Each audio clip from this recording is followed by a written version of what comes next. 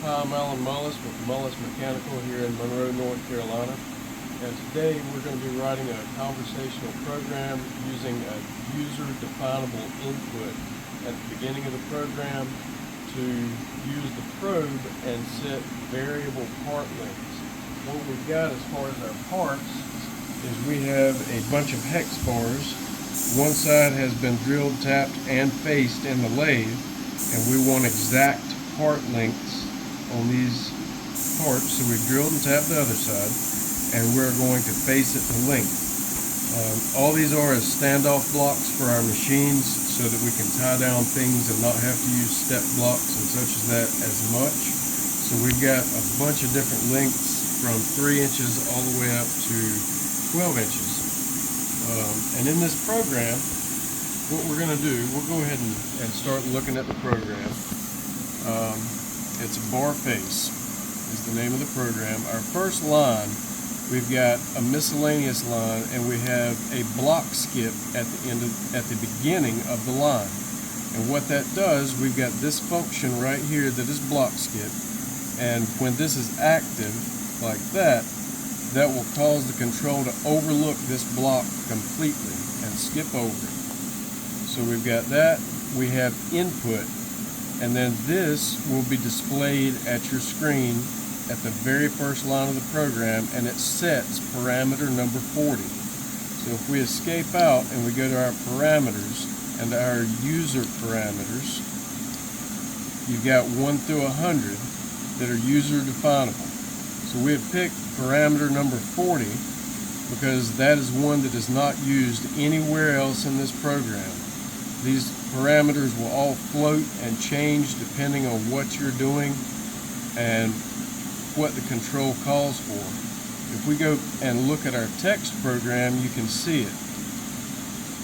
So we go to text, it's program number 1, and you can see here that there's a ton of different parameters that get eaten up by the program that is created from conversation. So we want to be sure when we pick a parameter that we are not picking one that is used elsewhere in the program. So block skip, input, bar length, again that will be displayed at the first screen for you to input your finished bar length, and that sets parameter 40.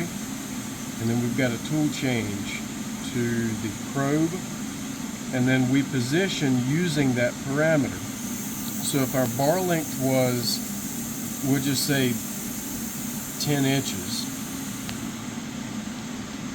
then it pulls parameter 40, puts a negative sign in front of it in the brackets, and then subtracts for our offset for our probe so that we're sure to clear the work. So we go to our next event and we do a safe move. We set our feed rate and we set it to 3/8 below the part. And then we do a single surface probe on the x-axis, work offset G54. Distance to the part is 0.4, and we set our x position using that parameter once again. So we wrap it up, and then we change to our 3/4 inch end mill, set our spindle speed, and go through the mill events that mill the part. And so aside from the mill events, that is the entirety of this program. So we're going to escape out and we're going to go to run program, running part number 1. We'll start. Our block skip is not active, so we're going to hit cycle start, and here we have the request for our bar length. So we're going to start out with the 11-inch bar. So this is the end that has just been drilled and tapped. We've got our stop gauge, and this just has to be rough because it's going to probe off the other end and set our length.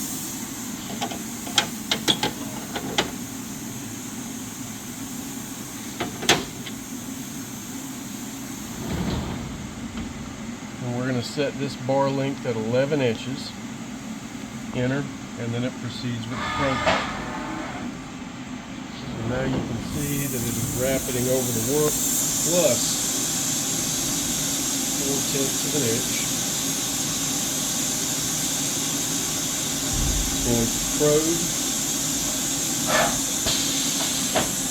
I would like to point out on the screen that it has changed our work offset for its current position. We're going to proceed.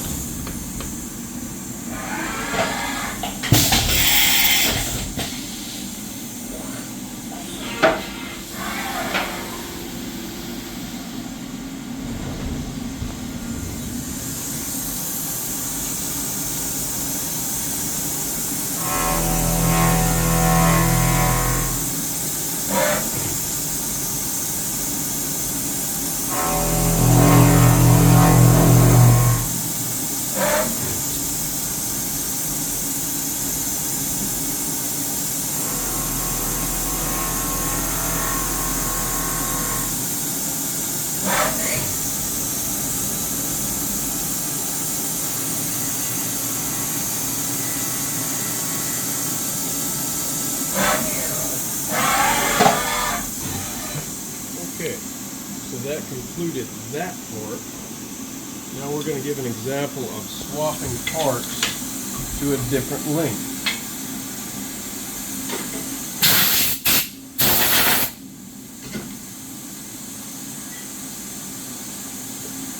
Now we're going to swap out to our 3-inch bar. Same process.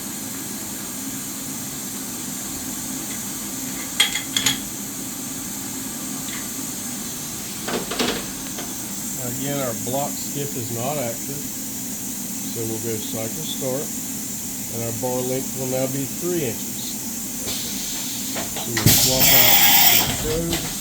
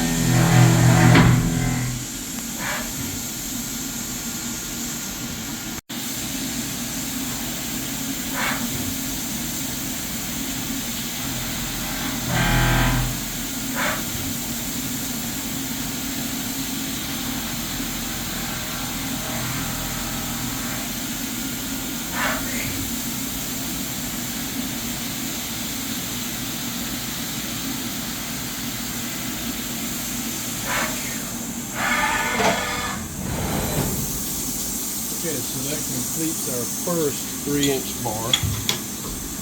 We'll take that out. We'll stick our other 3-inch bar in.